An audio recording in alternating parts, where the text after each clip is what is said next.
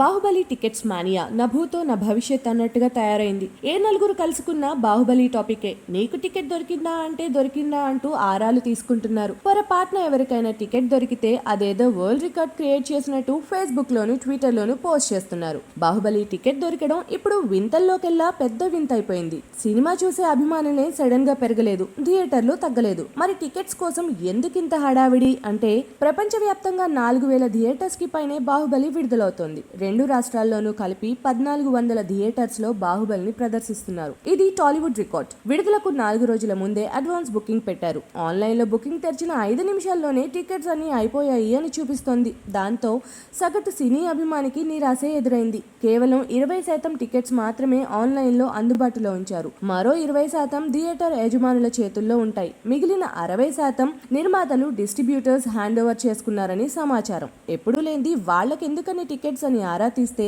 తెరచాటు భాగోతాలు బయటపడుతున్నాయి. ఈ సినిమాని అందరూ అత్యధిక రేట్లకు కొనుక్కున్నారు. దాదాపుగా డబుల్ ఇచ్చి బాహుబలిని సొంతం చేసుకున్నారు. మరి అవన్నీ రాబట్టాలంటే ఏం చేయాలి? బెనిఫిట్ షోల పేరిట దండుకోవాలి, లేదంటే టికెట్లను బ్లాక్ మార్కెట్లో ఎక్కువ ధరకు అమ్ముకోవాలి.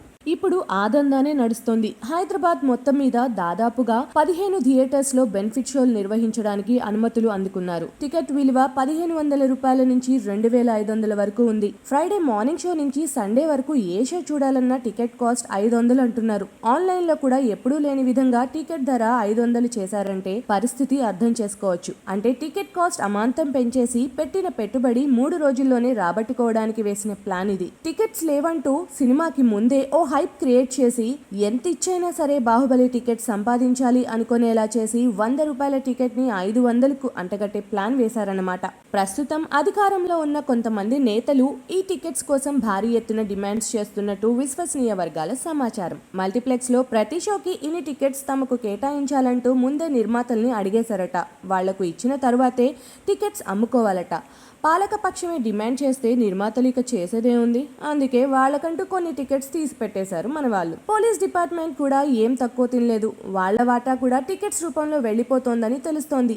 బ్లాక్ మార్కెట్ కి తోడు ఈ దండికోవడం కూడా కలిసి టికెట్ల కొరతకు దారితీశాయి. అందుకే తొలి 3 రోజుల టికెట్స్ దొరకడం గగనమై సామాన్యుడికి బాహుబలి అందకుండా పోయింది.